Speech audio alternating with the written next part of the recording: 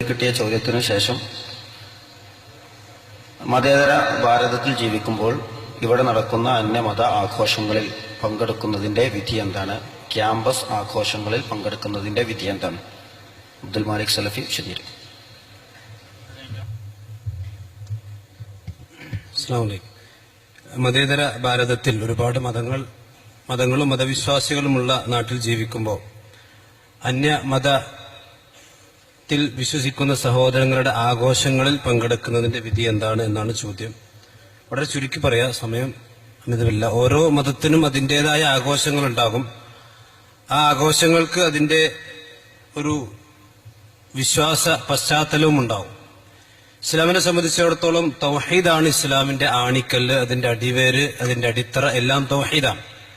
ആ തൗഹീദിന് വിരുദ്ധമാകുന്ന ഒരു ആഘോഷമാവട്ടെ, പ്രവർത്തനമാകട്ടെ, അതൊരു ആംഗ്യമാണെങ്കിൽ പോലും ഇസ്ലാം അതിനെ അംഗീകരിക്കുന്നില്ല. ഇവിടെ സാധാരണ നമ്മുടെ നാടുകളിൽ നടന്നുകൊണ്ടിരിക്കുന്ന ഏതാഘോഷമാണെങ്കിലും അതിന്റെ ഒക്കെ പിന്നിൽ ഒരു വിശ്വാസത്തിന്റെ അഥവാ ബഹുദൈവ വിശ്വാസത്തിന്റെ പശ്ചാത്തലമുള്ളതുകൊണ്ട് തന്നെ ഇസ്ലാം അത്തരം ആഘോഷങ്ങളെ അംഗീകരിക്കുന്നില്ല. കാരണം ഇസ്ലാമിന് തൗഹീദിന് വിരുദ്ധമായ ഒന്നിനെ അംഗീകരിക്കാൻ കഴിയില്ല. റസൂലുള്ളാഹി സ്വല്ലല്ലാഹു അലൈഹി വസല്ലമ സൂറത്തുൽ കാഫിറൂനിലൂടെ അത് ഓതി നമുക്ക് പഠിപ്പിച്ചു തന്നിട്ടുണ്ട്. ലക്കും ദീനുക്കും വലിയ ദീൻ, നിങ്ങൾക്ക് നിങ്ങളുടെ മതം, എനിക്ക് എന്റെ മതം. അതിന്റെ അർത്ഥം മറ്റു കാര്യങ്ങളിലൊന്നും സഹകരിക്കാൻ പാടില്ല എന്നല്ല.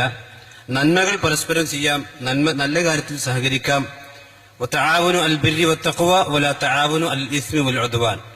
നിങ്ങൾ നന്മയിൽ പരസ്പരം സഹകരിക്കുക, തിന്മയിൽ പരസ്പരം സഹകരിക്കാതിരിക്കുക.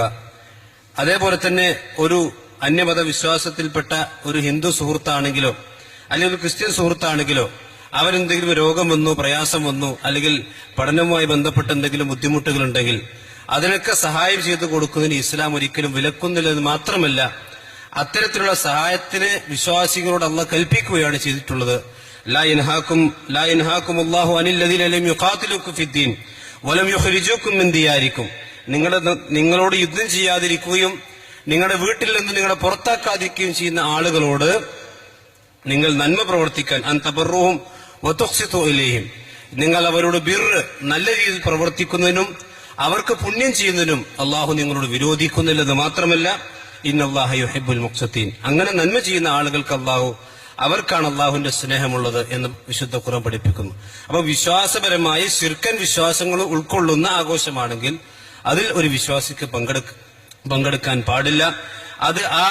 അത് ആഘോഷിക്കുന്ന ആളുകളോടുള്ള വിരോധം കൊണ്ടല്ല, നേരെ മറിച്ച് ആ വിശ്വാസം ഇസ്ലാമിക വിരുദ്ധമായതിനാലാണ് എന്നുകൂടി നമ്മൾ മനസ്സിലാക്കുക. അതോടൊപ്പം തന്നെ താടിയുമായി ബന്ധപ്പെട്ട് ഒരുപാട് ചോദ്യങ്ങൾ ഇവിടെ കിട്ടിയിട്ടുണ്ട്. ഒരു പുരുഷനെ സംബന്ധിച്ചിടത്തോളം താടി ഒരു പുരുഷന്റെ ചിഹ്നമാണ്. പുരുഷനിൽ നിന്നും സ്ത്രീയിൽ നിന്നും ഉള്ള വ്യത്യാസമാണ് താടി. അല്ലാഹു സുബ്ഹാനഹു വതആല സ്ത്രീകൾക്ക് താടി കൊടുത്തിട്ടില്ല, പുരുഷന് താടി കൊടുത്തിട്ടുണ്ട്. ഒരു പെണ്ണിന് താടി വളർന്നാൽ ആ പെണ്ണിന് ഒരു അഭിമാന ബോധമല്ല തോന്നുക, ഒരു അപകർഷതാ ബോധമാണ് തോന്നുക. അപ്പൊ പുരുഷന്റെ അടയാളമാണ്. റസൂലുള്ളാഹി സ്വല്ലല്ലാഹു അലൈഹി വസല്ലമ പുരുഷന്മാരോട് പറഞ്ഞു, നിങ്ങൾ താടി വളർത്തണം, അഅഫുൽ ലിഹാ വഫിർ ലിഹാ എന്നൊക്കെ താടിയെ സംബന്ധിച്ചിടത്തോളം പ്രവാചകന്റെ ഹദീസിൽ കാണാം. അമ്പിയാക്കന്മാരുടെ ചര്യയായിരുന്നു താടി. എല്ലാ അമ്പിയാക്കന്മാർക്കും താടി ഉണ്ടായിരുന്നു. റസൂലുള്ളാഹി സ്വല്ലല്ലാഹു അലൈഹി വസല്ലമയുടെ അനുയായികൾക്കും താടി ഉണ്ടായിരുന്നു എന്ന് നമ്മൾ മനസ്സിലാക്കാം.